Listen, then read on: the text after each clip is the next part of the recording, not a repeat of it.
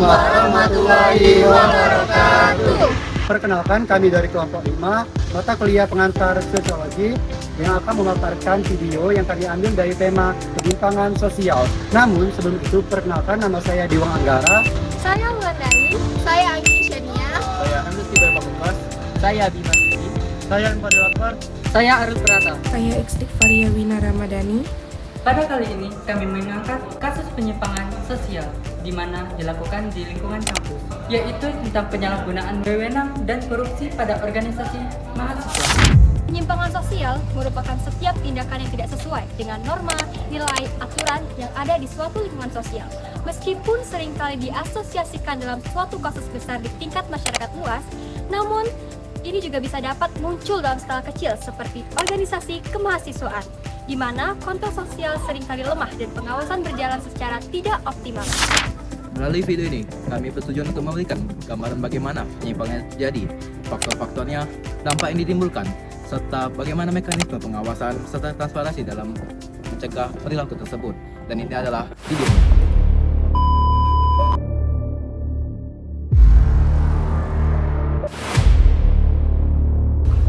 Oke guys, hari ini kita dapat bahas tentang kegiatan.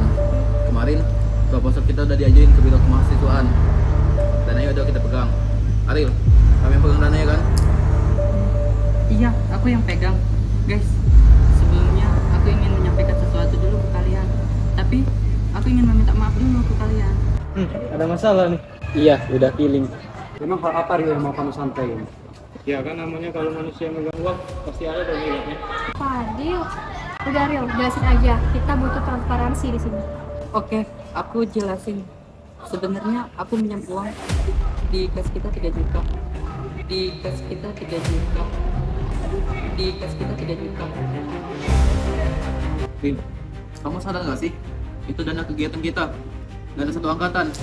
Kok kamu seenaknya aja pakai dana itu? Ya Rio, itu kan udah penyalahgunaan wewenang. Kamu kan di sini udah dipercaya sebagai bendahara. Iya, aku tahu aku salah. Tapi kan aku tadi apaan sih kalian ini hiperbola banget? Lah, kok malah jadi ngegas, Ril? Lagian kan ini bukan hiperbola. Kalau panitia butuh DP barang, terus duitnya kurang gimana? Kegiatan itu bisa jadi chaos gara-gara kamu. Ril, organisasi itu keras sekali lo pakai untuk kepentingan diri lo sendiri. Kita tuh jadi gak ada percaya lagi sama lo dan jadi tes isu kan sama kamu sekarang. Nah, iya kan semua juga ada aturannya. Nggak bisa langsung nyelonong gitu aja. Ril, kamu tahu gak sih konsekuensinya? Kamu bisa kami laporin ke pembina.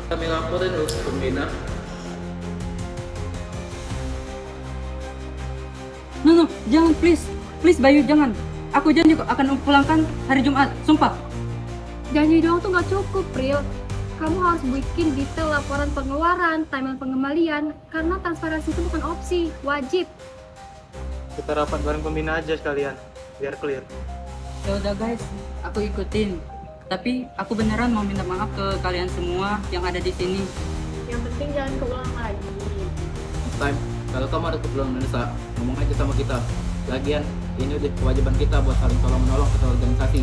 Jangan pakai cara beresiko begini. Oke, sekarang kita fokus ke kegiatan. Tapi untuk masalah ini harus tetap dilaporin sebagai bentuk evaluasi.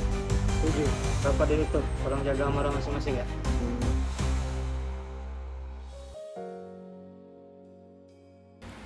Dalam video yang kami tampilkan, kami mengangkat satu bentuk penyimpangan sosial yang sering terlupakan, padahal faktanya terjadi hampir di setiap ruang organisasi mahasiswa, yakni korupsi kecil-kecilan, yang dianggap biasa. Realitas ini menunjukkan kalau penyimpangan sosial nggak selalu muncul dalam bentuk tindakan ekstrim, tapi justru lahir dari perilaku kecil yang terus diulang sampai akhirnya diterima bagian dari budaya organisasi. Penyimpangan sosial seperti korupsi nggak mungkin lahir dari ruang kosong.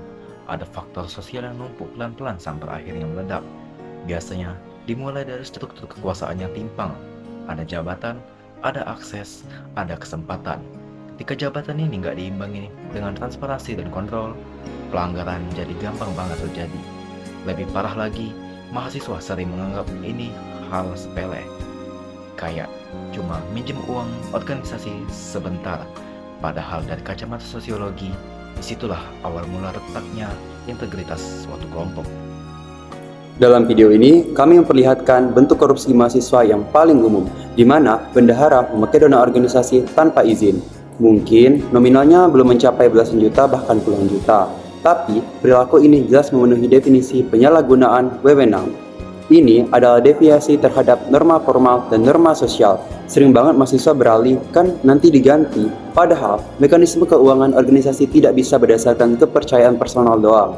Perilaku seperti ini pelan-pelan mengikis kepercayaan sosial dan bikin sistem internal rapuh. Penyimpangan sosial yang paling berbahaya justru bukan yang dilakukan secara terang-terangan, tapi yang dinormalisasi. Ketika perilaku salah, mulai dianggap lumrah. Organisasi mengalami pembusukan dari dalam.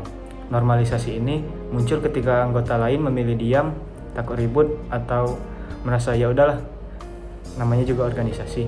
Pada titik ini, deviasi bukan lagi dilakukan oleh satu orang, tapi juga dibenarkan oleh sistem sosial yang permisif. Normalisasi inilah yang membuat banyak organisasi mahasiswa kehilangan kredibilitasnya. Penyimpangan kecil seperti korupsi internal punya dampak sosial yang lebih jauh besar daripada sekedar hilangnya uang organisasi. Dampak yang paling fatal adalah hilangnya rasa kepercayaan. Organisasi yang awalnya solid bisa retak hanya gara-gara satu tindakan, penyalahgunaan wewenang, kecurigaan muncul, komunikasi yang memburuk, kegiatan mandek, dan hubungan antar anggota jadi dingin. Penyimpangan ini memperlihatkan bahwa kerusakan hubungan sosial selalu dimulai dari sesuatu yang kecil, tapi dibiarkan tanpa sanksi dan tanpa evaluasi. Dalam video, kami juga menampilkan bagaimana anggota lain bereaksi terhadap penyimpangan tersebut. Sebagian menuntut kejelasan, sebagian kecewa, sebagian bingung harus bersikap seperti apa. Situasi ini menggambarkan realitas sosial di banyak organisasi, di mana konflik antara menjaga keharmonisan kelompok atau menegakkan norma. Transparansi bukan cuma formalitas rapat dalam sosiologi. Transparansi adalah mekanisme kontrol sosial paling efektif. Organisasi tanpa transparansi ibarat rumah tanpa pintu. Siapa saja bisa masuk, siapa saja bisa keluar. Dan gak ada pertanggungjawaban yang diminta. Lewat adegan yang kami perankan, kami menggarisbawahi bahwa tanpa laporan keuangan yang jelas, administrasi rapat, dan sistem pengawasan yang ketat, penyimpangan akan selalu punya ruang untuk hidup dan berkembang. Video ini bukan hanya menunjukkan sebuah penyimpangan, tetapi juga mengajak mahasiswa untuk refleksi. Kalau lingkungan kecil seperti organisasi saja tidak bisa jujur, bagaimana nanti ketika kita berada di ruang publik yang lebih besar? Korupsi dimulai dari perilaku kecil yang dibiarkan, maka pencegahannya harus dimulai dari keberanian untuk ngomong, menegur, mengawasi, dan menolak normalisasi perilaku penyimpang. Sebagai mahasiswa, menjaga nilai dan integritas bukan hanya kewajiban akademis, tapi juga tanggung jawab moral terhadap masyarakat. Demikian video penyajian materi penyimpangan sosial yang dapat kelompok 5 tampilkan. Semoga tayangan ini bermanfaat sebagai refleksi bersama dalam memahami dan mencegah perilaku koruptif di lingkungan sekitar. Wassalamualaikum warahmatullahi wabarakatuh.